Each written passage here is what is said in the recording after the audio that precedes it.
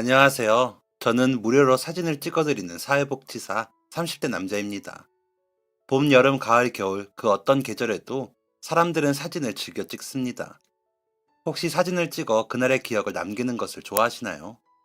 저는 많은 사람들에게 그 순간을 기록하고 추억할 수 있도록 한 장의 액자에 담아드리고 있습니다. 제가 왜 이런 직업을 택하게 되었는지, 그리고 이 일을 통해 어떤 기적 같은 일이 일어났는지를 자세히 들려드리려고 합니다. 제게는 저와 똑같이 생긴 아버지와 어머니가 계셨습니다. 길을 가면 동네 어르신들이 저를 붙잡고 꼭 한마디씩 하셨습니다. 아이고, 애가 엄마 아빠를 쏙 빼닮았네. 그럼 저희 부모님은 활짝 웃으면서 기뻐하셨습니다. 그리고 그때 이후로 아버지에 대한 기억이 잘 없습니다. 그 당시 기억은 있는 걸 보면 아마 저희 부모님의 이혼은 그때 이후였던 것 같아요. 부모님이 이혼을 하시고 저는 어머니와 단 둘이 살게 되었습니다. 어머니는 매사에 의욕이 없으셨고 늘 힘이 빠져 축 늘어진 상태로 지내셨지만 저는 밝은 웃음을 잃지 않았습니다. 아버지에게 버림을 받고 어머니에게마저 버림을 받게 될까봐 늘 불안했어요. 그래서 어머니가 싫어하시던 행동은 하지 않고 좋아하셨던 행동들만 하려고 무던히 노력을 했습니다. 그런데 어머니는 제 노력과는 무관한 삶을 살고 계셨던 것 같아요. 제가 중학생이 되던 해에 결국 저를 떠나셨습니다. 저를 외딴 섬에 버린 것도 저만 집에 남겨두고 다른 지역으로 도망을 간 것도 아니었어요. 어머니께서 늘 입에 달고 사셨던 말, 오늘 자면 내일 눈 뜰 일 없었으면 좋겠다. 네, 맞습니다. 어머니께서는 그토록 간절히 바라던 죽음의 길로 스스로 걸어 들어가셨어요. 너무 충격적이었습니다. 이제 어떡하지? 답을 내릴 수 없는 질문들만 제 주변을 맴돌았어요.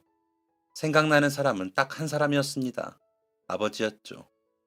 당시 14살이던 저는 아버지에 대한 좋은 기억들을 희망으로 삼고 아버지가 다니는 회사로 찾아갔습니다. 몇 시에 퇴근하는지 몰라서 무작정 저녁이 되고 밤이 되기를 그 앞에서 서서 한참을 기다렸어요. 5시간 정도 기다렸나. 해가 저물고 건물 밖을 오가는 사람들이 많아졌습니다. 그 중에 아버지가 있을 거라는 확신으로 문을 나서는 한 명 한 명을 눈에 불을 켜고 관찰했습니다. 세월이 지나서 제가 못 알아보게 변했을까봐 뜰 수 있는 최대한의 크기로 양쪽 눈을 동그랗게 뜨고요. 대략 1시간 동안을 그렇게 사람들을 살피는데도 별다른 소득이 없다가 포기해야 하나 싶어 등을 돌리려던 그때였습니다. 아빠! 엄청 작은 꼬마 아이 하나가 택시에서 내려 건물로 달려가는 게 보였고 그런 아이를 품에 쏙 안아드는 아저씨의 모습이 보였습니다. 까만 뿔테 안경을 쓰고 사람 좋은 웃음을 지어 보이는 아저씨. 믿고 싶지 않았지만 저희 아버지였습니다. 키가 커서 짧아진 교복 바지 아래로 찬바람이 불어들었습니다. 아버지는 달라진 헤어스타일 말고는 모든 것이 제가 알던 그 모습 그대로였어요. 복숭아뼈가 시렸습니다. 이윽고 아이가 내렸던 택시에서 한 아주머니가 내렸습니다. 긴 생머리에 무릎까지 오는 치마를 입은 아주머니. 저희 가족이 행복했던 시절 저희 어머니의 모습과 많이 닮은 분이었습니다. 우리 딸 뭐 먹고 싶어? 케이크 먹고 싶어, 아빠. 케이크 안 돼. 밥 먹어야지. 지은이 오늘 엄마랑 약속했잖아. 아빠 만나서 케이크 말고 간식 말고 밥 먹으러 가기로. 흠, 그냥 우리 지은이 먹고 싶다는 케이크 먹으러 갈까? 응, 좋아. 아, 여보. 어제도 지은이 케이크 먹었는데 못 살아, 정말. 아버지를 아빠라고 부르는 아이, 아버지를 여보라고 부르는 여자. 그 셋은 영락없는 가족이었습니다. 저는 무언가 잘못되어도 한참 잘못되었다고 생각했습니다. 아빠에게 다른 가족이 생겼을 줄은 꿈에도 상상해 본 적이 없었으니까요. 어떻게 해야 할지 딱히 아무런 방법이 떠오르지 않았던 저는 결국 아버지께 한 발자국 더 다가가 보지 못한 채 뒤를 돌았습니다. 터덜터덜 힘없는 발걸음으로 언덕을 올라 집에 도착했습니다. 불을 켤 힘도 없고 문을 열 힘도 없어 대문 앞에 있는 평상에 아무렇게나 주저앉으니 눈물이 쉴 틈 없이 샘솟았어요. 닦고 또 닦아내 보아도 계속 샘솟는 눈물 때문에 두 뺨은 눈물로 얼룩져 있었습니다. 닦는 것도 포기하고 한참을 소리 없이 울며 앉아 있는데 가로등 불빛에 얼핏 만들어진 제 그림자가 눈에 들어왔어요. 둥그렇게 굽은 등, 힘없이 늘어뜨린 팔과 다리. 며칠 전까지 보았던 영락없는 저희 어머니의 모습이었습니다. 그렇게 꽤 오랜 시간 동안 그 자리에 앉아 있었어요. 엄마가 없는 집에 도저히 혼자 들어갈 용기가 나지 않았거든요. 그냥 이대로 여기서 밤을 새우기로 마음을 먹은 순간, 그림자 하나가 제 위로 드리워졌습니다. 얘, 너 집에 안 들어가고 아까부터 여기서 뭐하니? 어머, 얘 좀 봐. 어른이 말을 하는데 대답을 안 하네. 대답 안 할 거니? 집에 안 들어가고 싶어서요. 그렇다고 추운데 이렇게 밖에 있으면 어떡해. 얼른 들어가. 엄마가 없어서 혼자 못 들어가겠어요. 집에 아무도 없니? 네.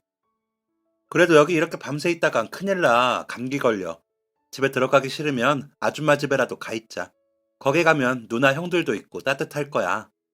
그래도 돼요? 아이, 뭐해? 안 따라오고. 아주머니는 밖에 앉아있는 저를 나무라며 누나 형들이 있다는 아주머니 댁으로 데려갔습니다. 솔직히 몇 번을 뗐어도 집에 들어가라고만 하실 줄 알았는데 그렇게 말씀하시지 않으셔서 갑자기 눈물이 쏙 들어갔습니다. 예, 민혁아. 승주하고 민서는 어디 갔니? 친구들이랑 술 마시러 갔어요. 어이그, 이것들이. 얘는 누구예요? 아, 저 골목 앞집 사는 애. 집에 아무도 없어서 못 들어간다고 떼를 쓰잖니. 그냥 오늘 하룻밤만 빈 방에서 재워라. 네, 알겠어요. 얘, 너 이름이 뭐야? 김윤구요. 윤구? 자식, 똘똘하게 생겼네. 몇 학년이야? 한국 중학교네? 1학년이요. 형 따라와, 이불 펴줄게. 아주머니를 따라 들어간 집에는 정말 형 한 명이 있었습니다. 형은 능숙한 손놀림으로 이부자리를 펼쳐주었어요. 잘 자라는 말과 함께 방문이 닫히고 낯선 방 안에서 저는 한참 동안 가만히 서 있었습니다. 정말 여기서 자도 되는 건가? 한참 고민하다 어떻게 눈을 떴는데 저는 이불 속에 누워 있었고 가방과 양말은 한쪽 구석에 고이 놓여 있었습니다. 아무래도 앉았다 일어섰다 잠 못 드는 동안 저도 모르게 잠들었던 모양인 것 같았습니다. 창문 너머에는 어느새 해가 떠 있었고 방문 너머로는 분주한 말소리가 오갔습니다. 아, 윤구 밥 먹어야 되지 않아요? 윤구가 누군데? 아, 어제 아주머니께서 데려온 중학생 애긴데 어제 하루 빈방에서 잤어. 오, 진짜? 깨울까? 내가 갈게. 윤구야, 일어나. 밥 먹어야지. 윤구야? 쭈뼛쭈뼛 낯선 목소리에 이끌려 방문을 열었습니다. 제가 나오는 소리에 식탁에 있던 누나, 형, 그리고 아주머니께서 저를 일제히 쳐다보셨어요. 방문을 열고도 어색해서 가만히 서 있는 제게 아주머니께서 말씀하셨습니다. 예, 잘 잤니? 그만 서서 보고 어서 와서 밥 먹어라. 그래, 윤구야. 누나랑 형 다 착한 사람들이야. 무서워할 것 없어. 아주머니와 형들의 장난스러운 말에 긴장이 조금 풀렸고 식탁에 앉아 숟가락을 들었습니다. 따뜻한 실내 공기와 찰진 쌀밥이 느껴지자 눈물샘이 눈치 없이 발동을 시작했어요. 어, 윤구 운다. 어? 아주머니, 윤구야, 괜찮아? 너희들 밥 다 먹었으면 얼른 학교 가라. 윤구, 아주머니랑 이야기 좀 하자. 이리 와봐. 아주머니의 말씀을 따라 형들과 누나들은 일제히 현관문을 나섰고 식탁에 덩그러니 혼자 남겨진 제게 아주머니께서 물어오셨습니다. 너 무슨 일 있는 거지? 아줌마한테 얘기해봐. 무슨 일인데? 아니에요. 괜찮아요. 저도 학교 가볼게요. 감사했습니다. 밥을 다 먹지도 못하고 일어서 대문을 나섰습니다. 챙길 짐이라고는 어제 신었던 양말과 책가방 뿐이라 1분도 채 걸리지 않고 집을 나섰던 것 같아요. 그래도 하룻밤을 지내게 해주신 분인데 너무 예의 없게 대답한 건 아닐까 마음이 불편했습니다. 그리고 학교에서 돌아와 집 앞에 도착했을 때 전날 저를 재워주셨던 아주머니를 다시 만나게 되었습니다. 안녕하세요. 그래, 학교 다녀오니? 네, 어제는 감사했습니다. 그래, 고맙다고 인사도 할 줄 알고 착하게 잘 컸구나. 엄마는 오늘도 안 오시니? 네, 어디 가셨는데 오늘은 집에서 잘 수 있지? 엄마는 돌아가셨어요. 얼마 전에. 어머나, 제 솔직한 대답에 놀란 얼굴을 하시는 아주머니께 왠지 죄송했습니다. 꼭 알지 않아도 되는 이야기를 굳이 전해드린 것 같아서요. 너 그럼 다른 어른들은 안 계시니? 네, 여기 혼자 살아요. 괜찮아요. 저 들어가 보겠습니다. 걱정해 주셔서 감사합니다. 그래. 들어가렴. 밥 챙겨 먹고. 더 이상 아주머니께 민폐를 끼치고 싶지 않았던 저는 그렇게 들어가기 싫던 집에 제 발로 들어가고 말았습니다. 차가운 냉기로 가득한 사람의 온기라고는 전혀 느껴지지 않는 고장난 집. 시간이 멈추어버린 집. 배가 고파서 라면이라도 먹으려고 선반을 열었다가 힘없이 부엌에 서 있던 엄마의 모습이 생각나 다시 선반을 닫았습니다. 터덜터덜. 저는 엄마의 몸짓을 그대로 따라하며 집 밖으로 나와 골목 평상에 앉았어요. 동네 주인 없는 강아지 한 마리가 저를 놀리는 듯 한참 맴돌다 자리를 떠났습니다. 왜 또 여기 있니? 아주머니였습니다. 아, 그냥요. 너 밥도 안 먹었지? 아휴, 엄마 잃고 그 작은 속이 얼마나 까맣게 탔겠어. 아줌마 집에 빈방 있으니까 집에서 영 못 지내겠거든. 아줌마 집에서 당분간 지내라. 맛있는 건 못 해주더라도 너 밥은 제때 먹일 수 있다. 응? 그렇게 저는 아주머니 집에서 하숙생 아닌 하숙생이 되어 빈방에 자리 잡고 지내게 되었습니다. 원래 지내던 집은 까맣게 잊어버릴 정도로 그곳에서 지내는 시간들이 좋았어요.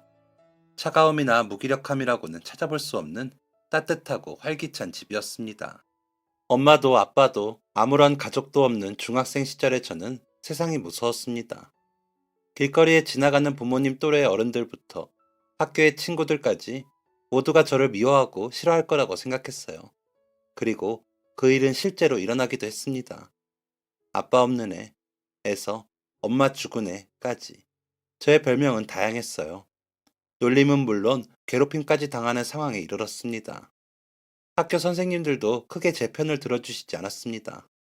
그저 저만 조용히 하면 다 지나가는 일이기 때문이었으니까요. 저도 알고 있었습니다. 하지만 어느 날 누군가로부터 그 일이 그냥 지나가서는 안 된다는 가르침을 받았습니다.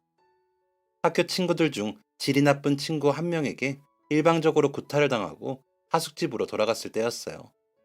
엉망이 된 채 얼굴을 보고 화들짝 놀라버린 아주머니께서 망설이지도 않고 학교로 곧장 달려가셨습니다. 한 손은 제 손을 꼭 붙잡은 채로요. 교무실을 발칵 뒤엎은 아주머니께서는 집으로 돌아가는 길 저에게 말씀하셨습니다. 윤구야, 네가 잘못한 건 아무것도 없다. 넌 아무것도 잘못하지 않았어. 앞으로도 너 괴롭히는 것들 있으면 가만히 있지 말고 똑같이 혼내줘라. 알았지? 그렇지만 그 애들은 틀린 말 한 적이 없어요. 정말 저는 아빠 없고 엄마 죽은 아이인데요. 얘가 이제 내가 네 엄마 하마. 그럼 됐지? 누가 묻거들랑 당당하게 말해. 엄마 살아있다고. 알았니? 무서움이 가득했던 그때 그 시절.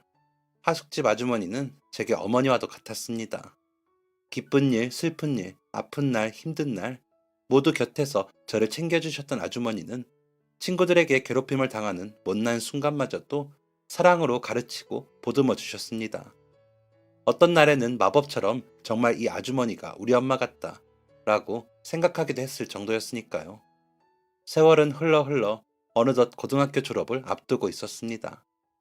아주머니께서 운영하시던 하숙집은 이제 처음 만났던 그때의 형들과 누나들은 없었지만 새로운 누나 형들로 여전히 붐볐어요. 누나 형들은 모두 제가 아주머니의 진짜 아들인 줄로만 알고 저를 대했습니다. 하지만 아주머니도 저도 아무도 사실대로 이야기하지 않았어요. 저는 진짜 엄마였으면 하는 마음에서였는데 아주머니께서는 무슨 마음으로 그냥 내버려 두셨던 건지 아직 잘 모르겠습니다. 고등학교를 졸업하고 성인이 되어 저는 입대를 하기로 마음먹었습니다. 영장을 받아들었던 그날부터 입대를 하기 위해 기차를 타는 그날까지도 아주머니께 할 수 없었던 말이 있습니다. 저 다녀오겠습니다. 이제 제 밥벌이 정도는 혼자 할 수 있을 정도의 어엿한 성인이 되었는데 군대를 다녀와서도 아주머니 댁에서 눌러붙어 살기에 염치가 허락하지 않았기 때문입니다. 차마 다녀오겠다는 말씀을 드리지 못하고 군대에 갈 때가 되어 군대에 간다는 말씀만 드리고 그렇게 하숙집을 떠났네요. 처음 왔을 때처럼 가방 하나 그게 제 짐의 전부였던 저니까 그 커다란 집에서는 있으나 없으나 한 존재일 거라고 믿으면서요. 군 생활은 혹독했습니다. 고단했고요. 생각했던 것보다 강한 마음이어야 하는 곳이었습니다. 몸은 누구나 힘들 수밖에 없습니다. 하지만 그렇게 힘든 육체를 견디기 위해서는 무엇보다 건강하고 강인한 정신력이 필요했어요. 저는 그 정신력이 많이 부족한 편이었습니다. 그래서 군 생활이 너무 고통스러웠어요. 몸이 버텨주니까 그 힘 하나로 이를 악물고 군 생활에 임했습니다. 눈밖에 나지 말자. 그게 제 다짐이었던 것 같아요. 그런데 그런 제 앞에 구세주처럼 나타난 병장님 한 분이 계셨습니다. 추운 겨울밤 자다 말고 일어나 초소에 근무를 나갔을 때의 일입니다. 야, 이병 김윤구! 총 내리고 편하게 있어. 아닙니다. 총 들고 있어도 편합니다. 일단 총 내려봐. 예, 그럼 총 내리겠습니다. 그래, 그렇게 편하게 있어. 감사합니다. 오기 전에 뭐 했냐? 취침하다 왔습니다. 아니 말고 군대 오기 전에 뭐 했냐고. 학비 벌려고 일하다가 왔습니다. 학비를 벌어? 예, 4년제 대학은 아니고 2년제 전문대 가려는데 돈이 모자라서 일하고 있었습니다. 모자란 학비 다 벌어서 대학 가려고 말입니다. 너희 집 가난하냐? 예, 부모님 이혼하시고 어머니랑 살다 어머니 돌아가시고 중학생 때부터 혼자 살았습니다. 그래서 가난합니다. 대학은 나와서 뭐 하려고? 취직해서 저 키워주신 아주머니께 보답하고 싶습니다. 아주머니? 예, 제가 중학생 때 제가 가족 없이 혼자인 걸 알고 동네 아주머니께서 쭉 키워주셨습니다. 그 후로 병장님은 근무가 끝날 때까지 그 이야기와 관련된 말을 더 이상 하지 않으셨습니다. 그리고 그날 이후부터 병장님은 알게 모르게 저를 챙겨주시기 시작했습니다. 괴롭히려는 선임이 있으면 어디선가 나타나 구해주고 몰래 불러다가 맛있는 걸 나눠주는 등 예상치 못한 다정함에 놀라고 당황했지만 병장님에게 고마운 마음은 점점 커져만 갔습니다. 그러던 어느 날 이전처럼 초소에서 근무 중이었을 때입니다. 깜깜한 초소에 저와 병장님 두 사람만 있었지요. 그래도 며칠이 지나는 동안 제법 가까워진 저희 두 사람은 둘만 있는 시간이 불편하지가 않았습니다. 물론 처음부터 병장을 대하는 이병인 제 마음만 불편했을지도 모르겠지만요. 야, 윤구. 이병 김윤구. 난 뭐 하다 왔는지 안 궁금하냐? 아닙니다. 궁금합니다. 나도 없다. 어떤 거 말씀이십니까? 부모. 아, 아? 왜? 불쌍하냐? 너도 없다며? 아닙니다. 저는 저만 부모님이 안 계실 거라고 생각했습니다. 죄송합니다. 나도 처음에 네 얘기 듣고 어이없었다. 부모님 안 계시다는 말 너처럼 자연스럽게 하는 놈은 처음이라. 근데 그거 아냐? 우리 하나도 안 불쌍해. 나 하나도 안 불쌍해. 너도 안 불쌍하고. 뭐 때문인 줄 아냐? 저 안 불쌍합니까? 그래, 네가 뭐가 불쌍해. 엄마처럼 너 키워주신 아주머니 계셨다며? 예, 맞습니다. 나도 나 돌봐주시던 분이 계셨거든. 그분은 직업이 사회복지사셨어. 처음엔 일종의 직업정신으로 나를 돌봐주신 거지.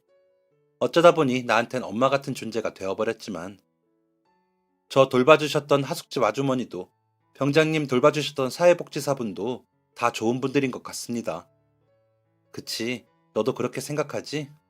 입대할 때 전역하고 나면 다시는 못 만나게 될까봐 혼자 엄청 울었다. 너한테 말하기 좀 창피하긴 한데 무섭더라고. 여기 와 있는 동안 못 본다고 생각하니까. 맞습니다. 저도 많이 울었습니다. 참 좋은 사람이야. 진짜 가족도 아닌데. 그냥 잘 모르는 애를 그렇게 돌봐주기가 어디 쉽냐? 그래서 전역하고 다시 만나게 되면 선물을 해드리고 싶어. 어떤 선물 말씀이십니까? 글쎄, 그건 좀 더 생각해 봐야지. 아직 떠오르는 게 없다. 돈도 없고. 생각나는 거 있으면 추천해봐라. 지금 추우니까 목도리 어떠십니까? 그런 거 말고 임마. 그럼 장갑이나 전역하실 때쯤엔 겨울이 아닐 테니까 스카프 같은 건 어떠십니까? 그런 거 말고 영 대화가 안 통하네 오늘. 됐다. 다음에 물어볼 테니까 그때까지 생각해놔. 병장님께도 부모님이 안 계신다는 말에 깜짝 놀랐습니다. 속을 모르겠는 병장님으로 유명한 분이 제가 이렇게 자신의 이야기를 들려주니 기분이 이상했습니다. 솔직히 말씀드리면 사랑받는 느낌, 인정받는 느낌을 받았습니다. 병장님한테요. 병장님이 언제 다시 선물을 물어볼지 모르니 저는 그 후로 생각이라는 걸 할 수 있는 시간이 주어질 때마다 열심히 생각을 했습니다. 어떤 선물이 좋을까? 그러고 보니 사회복지사라는 분의 성별과 나이조차 여쭈어 보지 않았다는 것을 깨달았습니다. 마구잡이로 생각나는 대로 머릿속에 선물 후보 목록을 새겨두던 어느 날, 분리수거를 하고 돌아가던 저를 병장님이 불러 세웠습니다. 야, 윤구, 이병 김윤구, 일로 와봐. 병장님은 벤치에 저를 앉혀두고 주변에 아무도 없는지를 살핀 뒤 낮은 목소리로 조용히 속삭이셨습니다. 야, 잘 들어. 만약에 네가 가족들이랑 같이 찍은 사진이 한 장도 없는데 어느 날 누가 사진을 공짜로 찍어주겠다고 하면 어떨 것 같냐? 공짜로 말씀이십니까? 저는 좋다고 바로 찍자고 대답할 것 같습니다. 너 사진 찍을 줄 아냐? 저 찍어주시는 겁니까? 내가 너를 왜 찍어? 사진기 다룰 줄 아냐고. 죄송합니다. 한 번도 카메라 만져본 적이 없습니다. 병장님은 저녁을 하면 사진 촬영을 하는 사람이 되어 사회복지사님께 가족 사진을 찍어드리고 싶다고 하셨습니다. 물어만 보려던 것이 마치 자기 미래 계획을 검사받는 것 같아 기분이 안 좋다던 병장님은 벌떡 자리에서 일어나 분대로 돌아가셨지만 저는 알고 있었습니다. 굳이 저를 불러다 앉혀두고 그런 이야기를 하셨다는 것은 제게 응원을 받고 싶었기 때문이라는 것을요. 하지만 그 자리에서 바로 응원의 한마디를 건넬 타이밍을 놓쳐버렸고 시간은 빠르게 흘러 어느덧 병장님의 저녁날이 되었습니다. 어쩌면 다시는 못 볼지도 모른다는 생각과 저녁을 하는 병장님이 부러운 마음이 합쳐져 눈물이 쏟아질 것만 같았습니다. 그분은 편지를 하면 연락처를 알려주겠다며 쪽지에 주소를 적어주고 떠났고 저는 그분의 저녁 이후에도 한동안 쉽사리 편지를 보내지 못했어요. 그리고 제가 병장이 되던 날 어렵게 펜을 들어 편지지 위에 안부를 물었습니다. 그때 말씀하셨던 사회복지사라는 그분은 다시 만나게 되셨는지, 그때 여쭙지 못했었는데 그분이 여자인지 남자인지, 나이는 몇 살쯤 되시는 분인지 이것저것 궁금한 것들을 적다 보니 어느덧 편지지 한 장을 꽉 채웠습니다. 저는 글씨를 적을 자리가 없어 한 장을 더 꺼내어 말을 이었습니다. 병장님, 카메라를 들고 사진을 찍고 있는 병장님의 모습을 요즘 자주 상상합니다. 지금쯤 어디선가 멋진 사진작가가 되어 있을 것 같습니다. 그날 병장님 이야기를 처음 들었을 때부터 쭉 응원했습니다. 그리고 나는 나가서 무얼 하지 고민에 빠졌습니다. 우선 나가서 할 일을 생각하기 전에 병장님 같은 선임이 되고 싶다는 생각을 했습니다. 그래서 저 스스로 그런 사람이 되기 전까지 차마 병장님께 편지를 보낼 수가 없었습니다. 저도 이제는 제법 그때의 병장님 모습 같습니다. 그래서 편지를 보냅니다. 저 제법 병장 같습니다, 병장님. 그리고 이제 병장님 같은 병장님이 되는 목표도 이루었으니 저를 거두어 주셨던 하숙집 아주머니처럼, 그리고 병장님을 거두어 주셨던 사회복지사분처럼 사정이 어려운 사람들을 가까이에 친근하게 머무르는 사람이 되고 싶습니다. 다정한 하숙집 주인이 되려면 집이 있어야 하는데 제가 집이 없으니 집이 없어도 다정한 마음을 나눌 수 있는 사회복지사가 되어보려 합니다. 마음만 앞선 지금보다 제대로 배우고 나면 더 실천할 수 있는 일들이 많을 거라고 생각합니다. 제가 전역하면 꼭 병장님을 만나고 싶습니다. 하숙집 아주머니 다음으로 가장 보고 싶은 사람이 병장님입니다. 편지가 많이 늦었지만 그래도 꼭 연락처 보내주세요. 기다리고 있겠습니다. 필승. 제가 편지를 보낸 후로도 한참 동안 병장님의 답장은 오지 않았습니다. 저를 잊고 사신다 해도 서운하진 않았습니다. 제가 먼저 말없이 늦게 편지를 드린 잘못도 있었으니까요. 그렇게 답장을 포기하고 잊어갈 때쯤 저녁을 앞둔 제 앞으로 편지 한 통이 날아왔습니다. 병장님이었습니다. 기다렸던 연락처와 함께 적힌 편지의 내용은 짧고 간결한 문장이었습니다. 저녁하고 보자. 기다리던 저녁, 병장님의 연락처를 가방 속에 소중히 보관하고 하숙집으로 제일 먼저 달려갔습니다.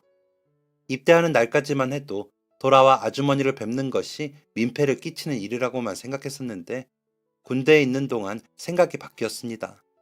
다시 찾아뵙고 100번이고 200번이고 감사 인사를 전하자고요. 하지만 제가 늦어도 한참 늦었더군요. 군복을 그대로 입은 채 달려간 하숙집에서 문을 열고 나오는 사람은 아주머니가 아니셨습니다. 누구세요? 아, 여기 혹시 사랑 하숙집 아닙니까? 맞는데 무슨 일이시죠? 방 알아보러 온 건 아닌 것 같고. 한영숙 아주머니 뵈러 왔습니다. 혹시 안에 계십니까? 한영숙? 그게 누구지? 아, 혹시 예전에 여기서 하숙집 하시던 사모님? 네, 맞습니다. 그럼 지금은 안 계시는 겁니까? 응, 그분 여기 안 계세요. 1년 전인가 건강 문제로 자식들한테 내려가신다고 들었어요. 그래서 내가 이렇게 여기 오게 됐고. 그럼 혹시 어디로 가셨는지 알고 계십니까? 에이, 그걸 내가 어떻게 알아요? 연락처 없어요? 전화해보면 되잖아. 아, 감사합니다. 아주머니께서 더 이상 하숙집에 계시지 않다는 사실을 알게 된 저는 8년 전 엄마를 잃었던 그날처럼 아무것도 남지 않은 사람처럼 공허함을 느꼈습니다. 연락처 한 번을 여쭤보지 못하고 바보처럼 사랑을 받기만 하다. 이제는 감사하다는 인사도 드릴 수 없는 멍청이가 따로 없었어요.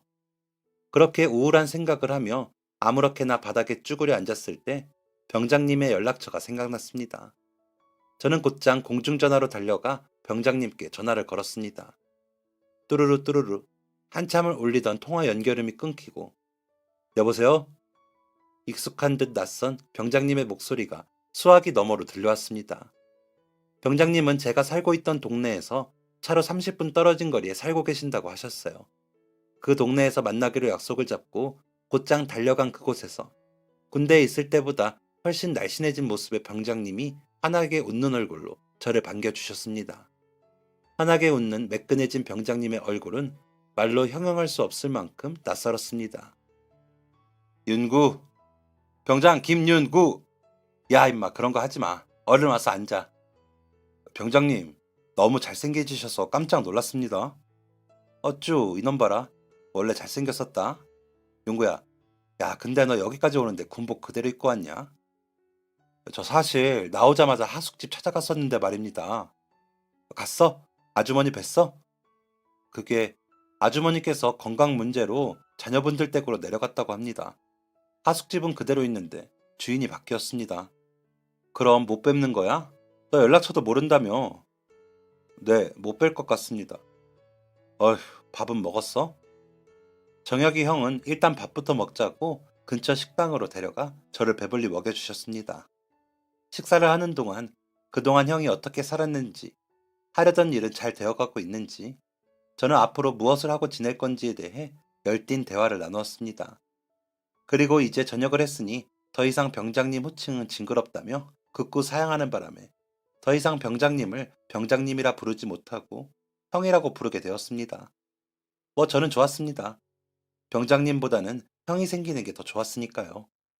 우선 저는 형의 조언과 저의 계획에 따라 입시 전까지 일을 해서 등록금을 벌기로 했습니다. 몸을 잘 쓸 줄만 알면 특별히 힘들 것 없는 일들이라 하루도 빠짐없이 착실하게 출근 도장을 찍었어요. 준비했던 2년제 대학 사회복지과에 입학을 하고 딸 수 있는 자격증은 모조리 끌어모아 이력서에 한 줄이라도 더 쓸 수 있는 내용을 만들어 나갔습니다. 시간은 거짓말처럼 금방 지나갔어요. 언제 일하고 언제 학교 다녀서 언제 취직하지? 늘 그 걱정을 그림자처럼 달고 다녔었는데 걱정과는 달리 시간이 참 빨리도 흘러주었습니다. 덕분에 저는 조금 더 희망찬 초심을 가지고 복지사로 취직을 할 수 있게 되었어요. 입사를 하기 전까지 서류 전형도 면접도 수도 없이 떨어졌지만 할 수 있다는 마음보다 해내야 한다는 마음가짐으로 임했습니다. 제가 복지사로서 하는 일들은 꿈꿔왔던 것처럼 어려운 가정을 돌보는 일들이었습니다. 돌봄의 손길을 내밀 수 있는 것이라면 어떤 일이든지 마다하지 않고 자원해서 실행했습니다. 예산이 부족해 생각했던 만큼 다 도울 수 없는 날들이면 밥 먹은 것들이 죄다 체해서 답답한 가슴을 수백 번 내려치기도 했습니다. 그리고 돈을 모았어요. 아, 센터에서 안 되는 것들은 내가 개인적으로 한번 해보자. 꼭 생계와 관련된 도움만이 아니라 좀 더 가까이에서 따뜻한 마음을 나눌 수 있는 게 어떤 것들이 있을까 늘 고민했지요. 그때가 장애 가정의 방문 봉사를 다니던 때였습니다. 방문 봉사를 다니다 보면 마음을 나누려는 저의 목적과는 반대로 오히려 제가 마음을 바꾸어오는 경우도 꽤 많았습니다. 그래서 방문 봉사를 유달리 더 좋아했었던 건지도 모르겠어요. 찾아뵙는 분들마다 모두가 다 그러시진 않았지만 그분들 중 유달리 저의 방문을 좋아해 주셨던 가족분들이 계셨습니다. 이렇게 매번 귀한 발걸음 해주셔서 감사해요, 선생님. 아니에요. 무슨 말씀이세요? 오히려 여기 올 때마다 제가 기분 좋아져서 돌아가는 거 아시면서. 그래도요, 어디 쉬운 일인가요, 이게. 가족분들이랑 인사를 나누며 집을 나서려는데 엄마 아빠의 눈치를 보던 아이가 덥석 제 손을 잡아왔습니다. 선생님, 사진 한 장만 걸어주세요. 어머, 예. 아우, 아니에요, 선생님. 못 들은 걸로 하세요. 응? 사진? 어떤 사진 찍어줄까? 드라마에 나오는 것처럼 엄마 아빠 저 이렇게 찍은 사진 커다랗게 그림으로 그린 거 있잖아요. 아이는 액자에 거는 가족 사진을 이야기하는 것 같았습니다. 아이의 어머니가 난감하다는 듯 웃으며 아이를 방으로 데려갔습니다. 홀로 제게 인사를 건네게 된 아이의 아버지는 어색한 미소를 지으며 별일 아니라고 이야기하셨어요. 애가 하는 말이니 그냥 한 귀로 듣고 한 귀로 흘려주세요. 죄송합니다. 아니에요. 괜찮습니다. 추운데 얼른 들어가세요. 저는 다시 근무지로 돌아가 선임님에게 그날 있었던 일을 들려드렸습니다. 가만히 제 이야기를 들어보시던 선임님께서는 한숨을 푹 내쉬며 제게 말씀하셨어요. 간혹 그런 가족분들이 계시지. 평생 가족 사진 한 장 찍지 못하는. 가족 중 누군가가 그런 모습으로 사진관에 가는 걸 싫어하는 경우도 있지만 가장 큰 문제는 비용적인 부분 때문이었어. 내가 그동안 봐드린 분들은 대부분 비용 문제가 제일 컸어. 모든 경우에서. 그럼 제가 이번에 한번 그런 분들을 위해서 사진 촬영을 해드려 보는 건 어떨까요? 네가 사진 촬영을 할 줄 알아? 액자도 필요하고 사진 크게 인화하려면 돈도 꽤 들 텐데. 제가 잘 아는 사람이 사진관을 해요. 이런 일이라면 아주 기뻐할 거예요. 선임님과의 이야기를 하던 중 떠오른 아이디어는 정혁이 형을 생각나게 하기에 딱이었습니다. 제 머릿속은 그 순간부터 이미 정혁이 형과 함께 이 봉사활동을 시작할 생각으로 가득 차 있었어요. 망설임 없이 형에게 전화를 걸었습니다. 형, 우리 이런 거 한번 해볼래? 저의 예상대로 형은 기쁜 얼굴로 한 걸음에 달려와 주었습니다. 계획을 짜고 우선적으로 방문할 가정을 고르고 별다른 사연이나 이야기가 없어도 신청만 해주시면 무조건 달려가는 계획이었어요. 물론 가족 사진이 없는 어려운 이웃들에 한해 저희가 재량껏 실행해야 하는 개인적인 목표였습니다. 그렇게 저는 평일에는 사회복지사로, 주말에는 사진 촬영 보조로 신청해주신 분들 댁에 직접 방문하는 방문형 사진관을 만들게 되었습니다. 물론 가장 큰 도움을 준 건 바로 형이었습니다.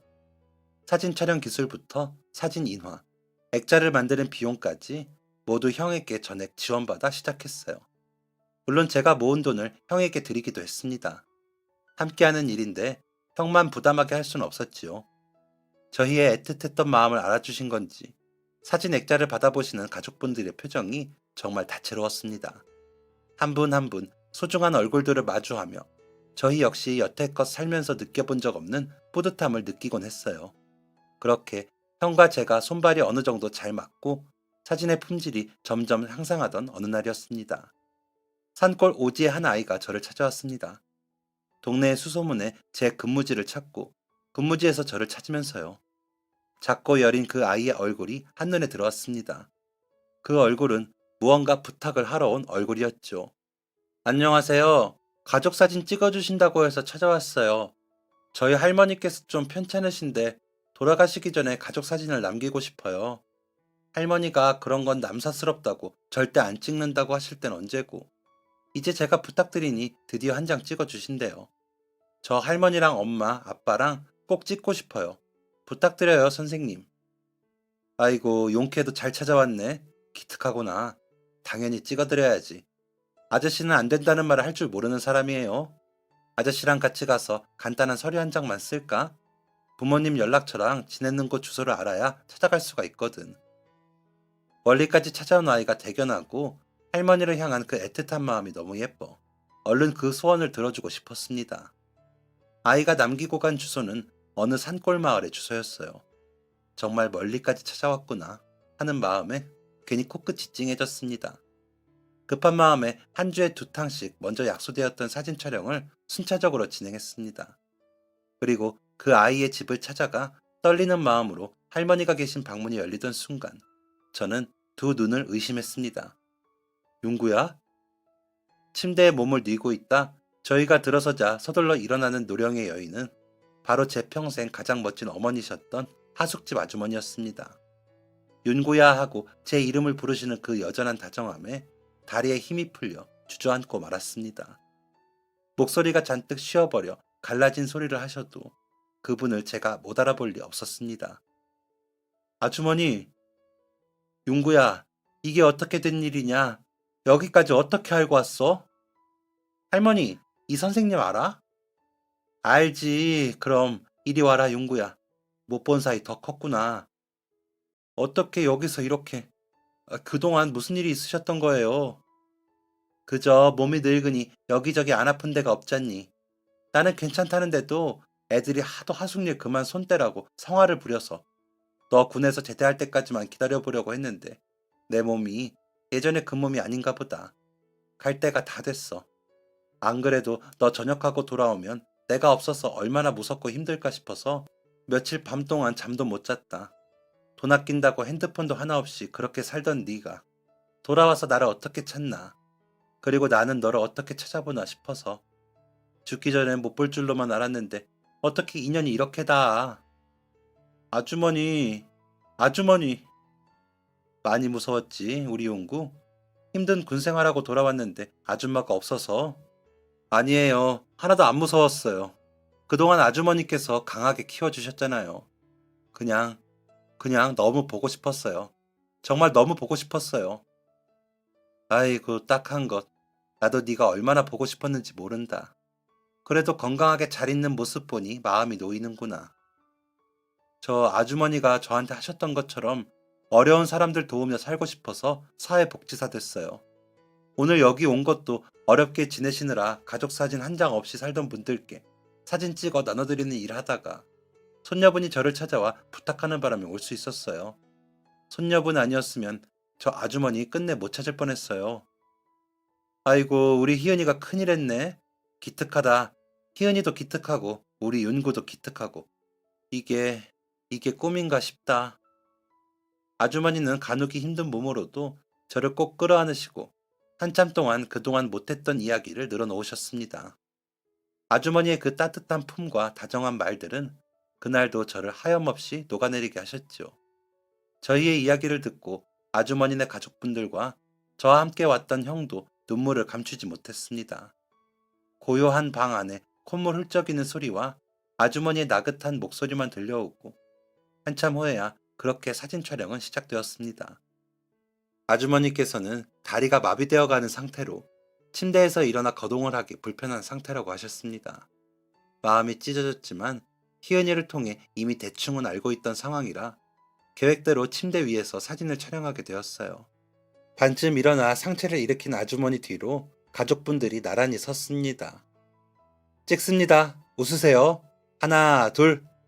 찰칵 하는 소리에 가족들 모두 환하게 웃는 얼굴이 지금까지 봐왔던 그 어떤 가족분들의 사진보다 애타게 느껴졌습니다. 몇 컷 더 찍는다는 정혁이 형의 말에 아주머니께서 손을 번쩍 흔들며 저를 부르셨습니다. 윤구, 윤구도 내 가족이고 식구인데 같이 찍자. 아니에요, 아주머니. 그래도 진짜 가족분들과 찍으시는 자리인데. 이놈아, 진짜 가족, 가짜 가족이 어디 있냐? 얼른 와서 서라. 그래요, 선생님. 같이 와서 찍으셔요. 어머니께 선생님 말씀 많이 들었습니다. 아드님의 부름에 망설이고 서 있자 희은이가 다가와 손을 잡고 끌었습니다. 그럼 한 컷만 찍겠습니다. 감사합니다. 윤구, 웃어야지. 얼굴에 눈물 범벅이 되고 웃고 있지만 눈물이 자꾸 흐르는 상황에서 사진 촬영은 계속되었어요. 꿈을 꾸고 있는 듯한 믿어지지 않을 만큼 행복한 순간이었습니다.